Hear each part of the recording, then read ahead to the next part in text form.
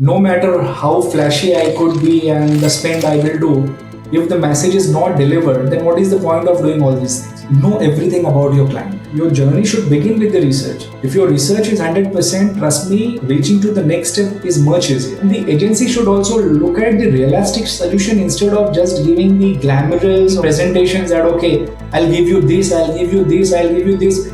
Point is that after giving all those things, is it helping the client? The question should begin with why, not what. The problem is that a lot of time the explanation is happening around what.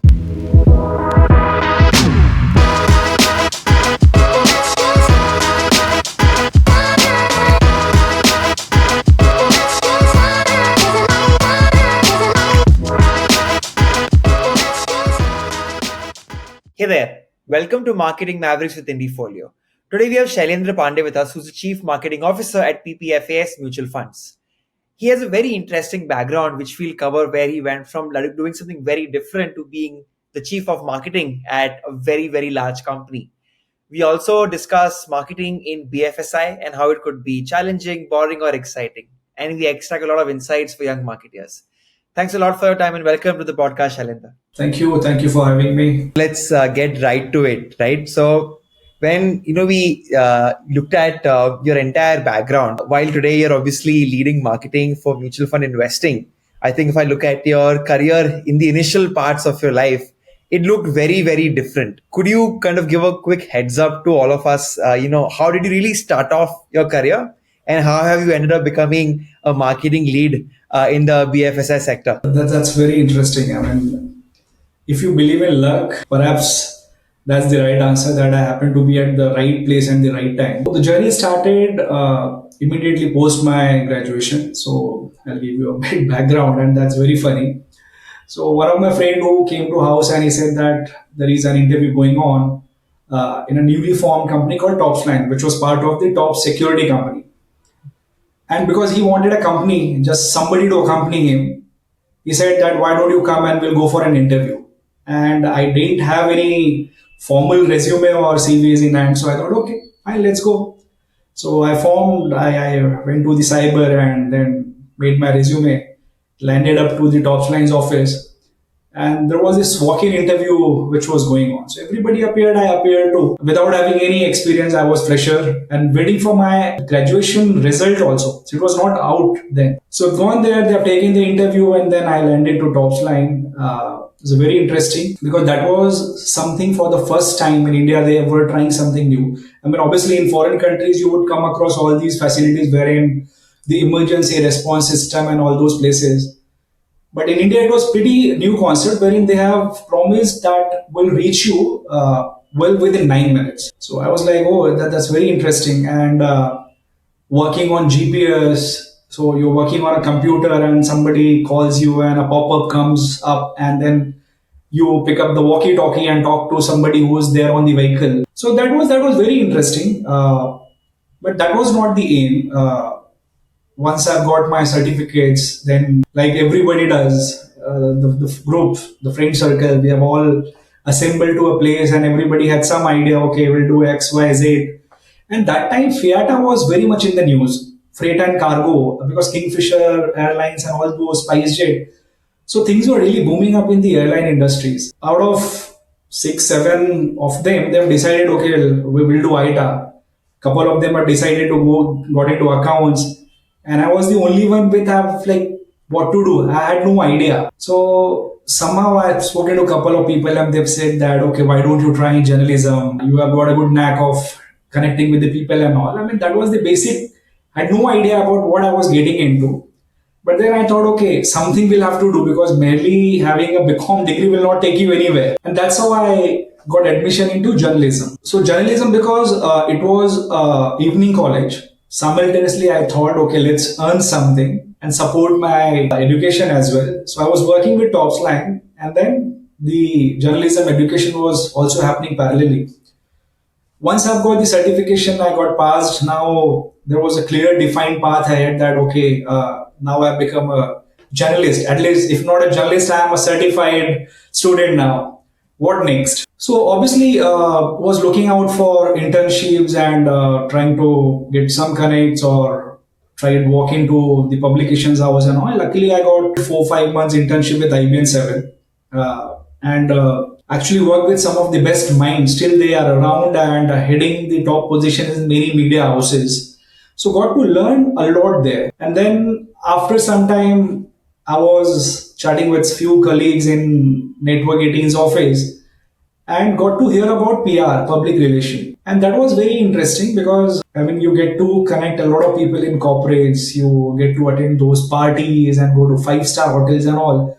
So somebody who has come from a very modest background, having sales background, I have not done anything. I thought, okay, let's try PR. So that's how I took again admission in the college, finished my advertisement and public relation and got into MSL. So that's how it started, and then there was gradual progression from operations to journalism to PR and to all other things. I think that's fantastic. I feel just having that thought and executing that teaches you so much about accountability. So, next piece I wanted to cover, right, is the first jobs, of a marketer. A lot of people on this podcast have said that, you need to sweat under the sun if you want to sell, if you want to market one day, because only when you do sales is when you realize the importance of understanding your customer, right? You get a brutal feedback 1:1. So today's time, there's an option for you to directly jump into a marketing focused role. Would you recommend to young marketers that your first job should be sales? Or if you hop into marketing, how do you still understand the things sales teaches you? See, every field has its importance. Obviously, when you are into sales, you understand the customer reality. See, suddenly, if you get into the marketing and you are given certain mandate, obviously, you being a creative person and in the creative field, you will try your best to convince the people to buy your product. But that is not all about it, because see, when you sit across, say, for example, I got the opportunity to be part of sales team and heading certain markets.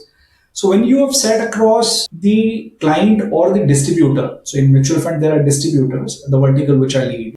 So you realize that whatever you're talking, whatever jargons you're using, or how clever you think that, oh, you are the marketer and you'll sail through everything, that really doesn't work. It falls flat there because their expectations are very, very different. So one thing what you learn from sales is the customer reality. So more than what you intend to sell, you get to understand that what do they want, and that is what about the marketing is. I mean, it's not that what I want to promote, I would want to promote everything from say earth to sky, but that is not the case. I mean, there has to have somebody who will take it from you. So that customer realities comes in a place when you are into sales, and that shapes your a lot of thought process. When you shift the bench and shift to the marketing, you realize that okay, now this will not work because you have already met somebody, you know their problems, and then probably you can think of a solution instead of just creating a marketing thing.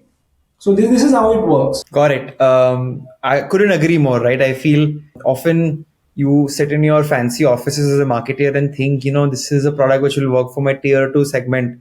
And you sometimes wonder, I'm doing everything right from a marketing channel strategy standpoint, but somehow it's still not working. And that's when I think you're advised to do a field visit, talk to people, interview them. And I think sales is generally built with that approach as a first approach.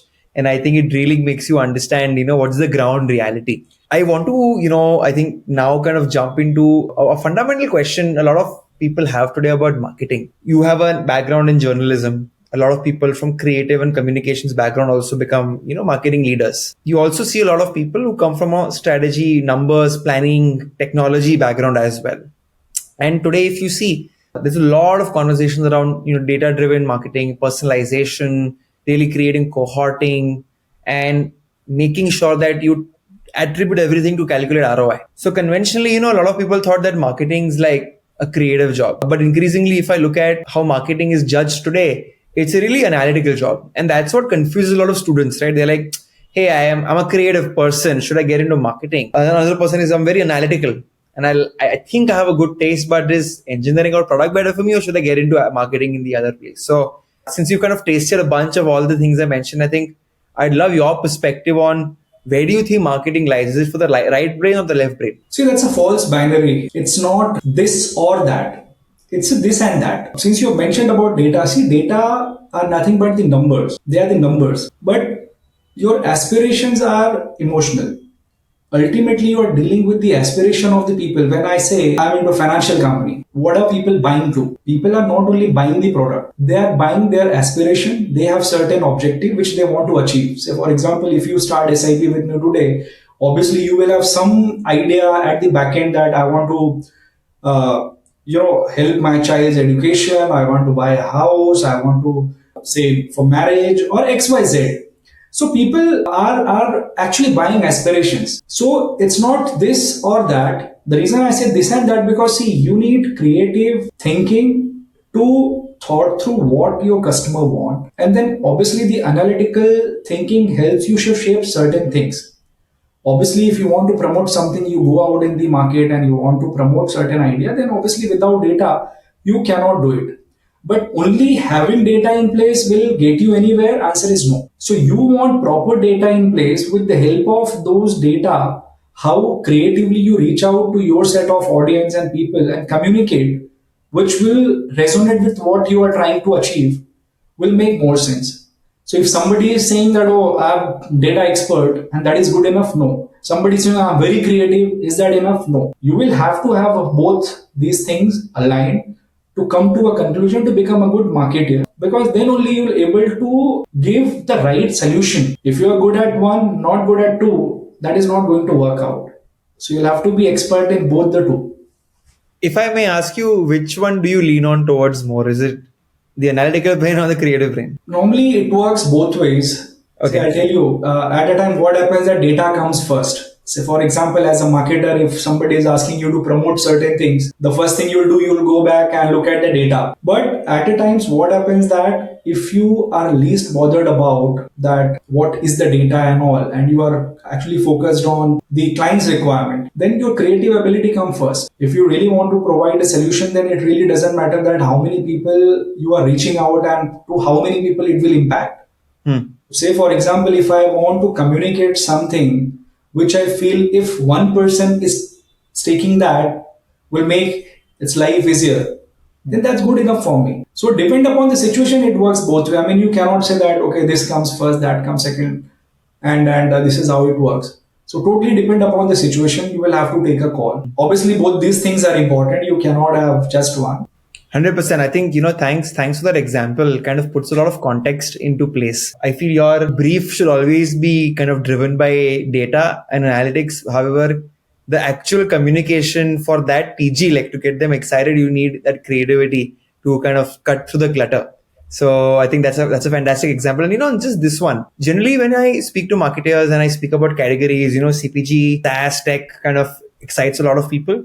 But something like a BFSI feels like a little boring to them, right? Where they say that, hey, it's very specific, and sometimes it is B2B, sometimes it is B2C, sometimes it is distribution or distributor heavy, where you got a middleman to kind of excite, agents to kind of excite.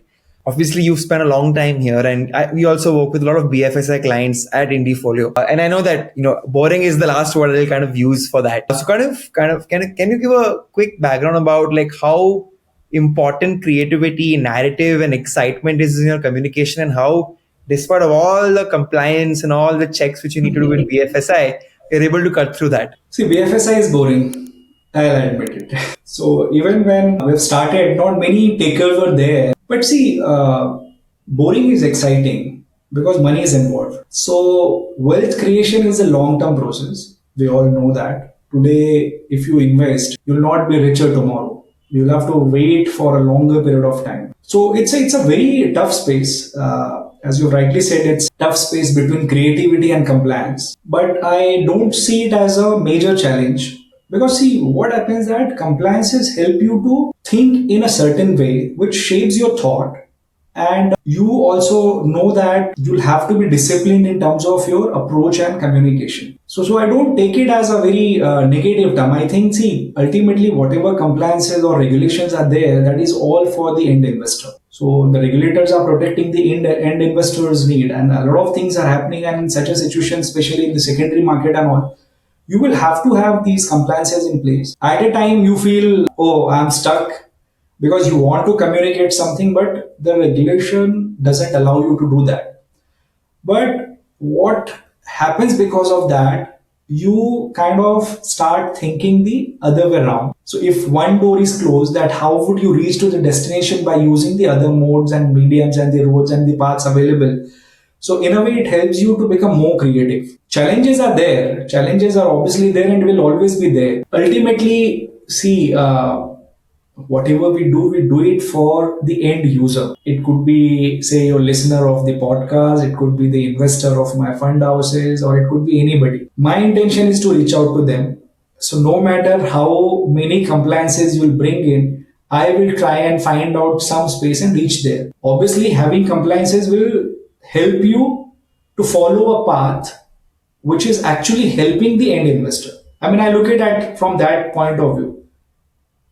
But it's a love and hate relationship. I mean, obviously with the marketing and compliance team, it's not that, but it goes hand in hand. I mean, we respect that why they are saying something, and we try to adjust ourselves. It's not that they are opposing the creativity, but we try to adjust whatever they are saying, and in the best possible manner, if we can come out with something which will meet both their requirement, my requirement and compliance's requirement, we are happy to go. One of your campaigns, or rather a lot of your campaigns, really avoid anything flashy, in the sense that, there's a constant narrative around you don't need to chase returns, when you're investing through us. And usually the marketing team's supposed to kind of, you know, uh, exaggerate the communication, make it seem like it's the best deal in the world and you're missing out on a lot. But when you communicate the way you did, right, which is you don't chase the returns, which is people usually invest for returns. And, it's like, hey, why would this kind of work? But I would love to know from your perspective, why would you take such a route and how does this benefit you? See, it's not that why we do that. The point is that should we do that? Answer is no. See, because I don't know what the mentality shift with the investors. See, you buy insurance policies. The moment you get into buying an insurance policies, you get into a lock-in for 15, 20 years. You don't even ask that, okay, every month, what is the bonus I'm getting? You go to a bank, put your money in fixed deposit, don't really bother the return you are getting on a monthly basis. And there are many such instruments available in the market. But when people get into market, suddenly they have this excitement to track, sit on in front of board and tracking the numbers. Oh, this has gone up and all. See, that is not the right way to look at it. And why do we say that? Because see, returns are volatile. It's not fixed. So today, if I excite you by showing certain numbers, certain data points, there is no guarantee it will last forever. Well, market itself is very cyclical. So which year it will perform, which year it will not perform, nobody has any idea. Even the topmost mind in the market cannot tell you that, okay, this is how it is going to be. See, the point is that we are offering certain products which can help you in the wealth creation process, which can help you to build wealth for you. Then, like other products, the example which I've given, then why don't you look at the market? Let the fund manager do their job. Give them the money, they will manage it, and they will give you the desired expectation result what you are looking at. That is the reason, see, perhaps we are the only fund house, or others are also doing it, but what we are doing it, if you look at any of our collaterals, we are putting a stamp there. You get into the product only if you have horizon of 5+ years. So when I'm inviting you for the long term, and see, in the discussion we have anyways talked about the long term journey. Wealth creation is a long term process. It's a marathon, it's not sprint, okay. Then we are all know about these facts that, okay, this is how it works. Then why to unnecessarily seed that thought? Was look at my return, this is doing good and this is what you can expect.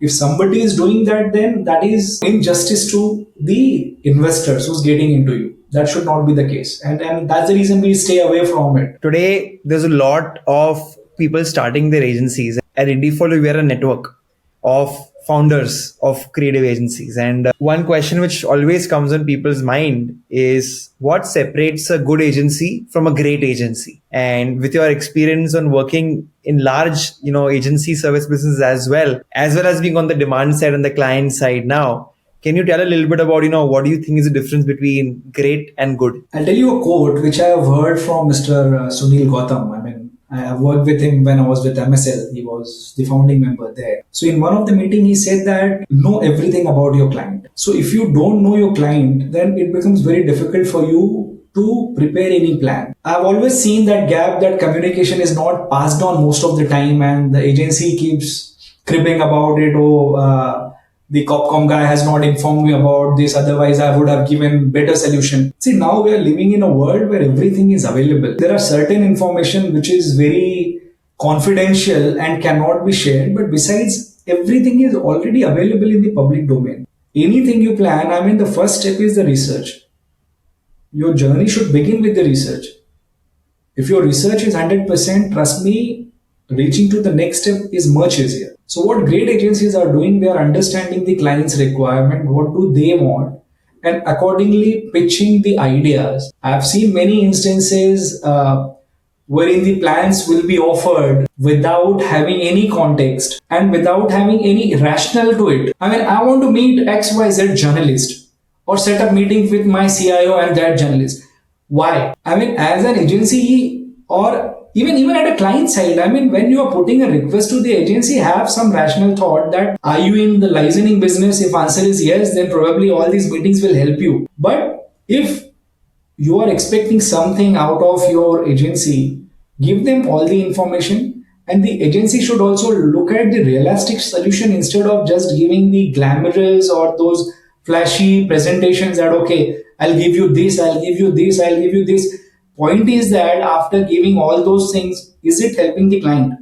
And if the answer comes out no, then boss, you should not even put that in a plan. The other point is that if you only become the yes man because client is paying me extra amount and then I don't have any authority or power to say no to him, I should agree to everything, then you're not able to help him. If client is asking something, okay, give me this, then ask them that why do you want to do this? The question should begin with why, not what. The problem is that a lot of time the questions and the debate, the explanation is happening around what. Give me XYZ. Why do you want that? The moment you put that why, obviously you will get an answer and you will able to analyze and introspect yourself to explain it to your client whether this thing will work for you, will not work for you. So if something is not working for you, it is ultimately wasting the client's time and the agency's time. So it's not only presenting the ideas. You go to an agency and present the ideas, okay, let's get Priyanka Chopra and do this. But try and understand whether the celebrity endorsement is allowed or not allowed. If it is not allowed, then you should not even think of putting Priyanka Chopra in the slide. If a client is offering only a product which is catering to the NRI segment and you are putting in your plan, will get you Punya Nagari and Maharashtra Times and Sakal, all these publications, see, you will have to think much beyond getting the coverage. See, obviously those are important, but how are you helping the client is the most important. And you should think much beyond the traditional mode. What will help? How will you help him to reach to the next level? I think you will make a great agency. Couldn't have said it better, right? I think I want to now move on to the last part, right? There's a lot of chatter around AI and how it's going to disrupt everybody's roles. Every day you also see so many tools for marketers, for creative people, which are being spit out by so many companies and even the bigger giants. As a parting thought for everybody, could you say in this environment with so much AI happening, increasing expectations of marketers to understand strategy, data, as well as root themselves in kind of creativity? If I'm a young marketer, maybe I've just graduated from college, to ensure that in my 20s, I'm able to kind of accelerate my career, what are the top skills you suggest I should focus on, and what expertise shall I build? It's a big thing now. I think everybody are using it and should use it. If there is a technology which exists, then why not? It is more of an enabler. You think through something, you have already seeded a thought in your mind, you have built upon something, now you want to polish it. And that's where you get into the AI to make it better. Problem is that people are started using AI as a first step, which is the very wrong way to look at it. Because ultimately what is happening, it will kill your thought process. I want to create a campaign, and without having any thought in the back end, I just give a command to AI, obviously AI will give me something, but that's not a humanized solution. So that is one thing anyways missing. See, we should use AI as a co-pilot, that the gears are still in my hand, I'm driving it, but it is helping me to simplify my life. Superb, superb. I think that's very well put. This is a great kind of point to kind of conclude the podcast on. A lot of insights from your journey, I think, which you highlighted. So thanks a lot for that. I hope you had fun. Yeah. Thank you, Kevin, for having me. I mean, whatever little I could contribute from my experience, I've tried to tell you that. No, I think it was a great conversation. I'm sure a lot of them will learn. And, for everybody who's tuned on, thank you so much. If you'd like to hear another marketing leader, please like, share, and subscribe. Bye bye. Thank you. Thank you.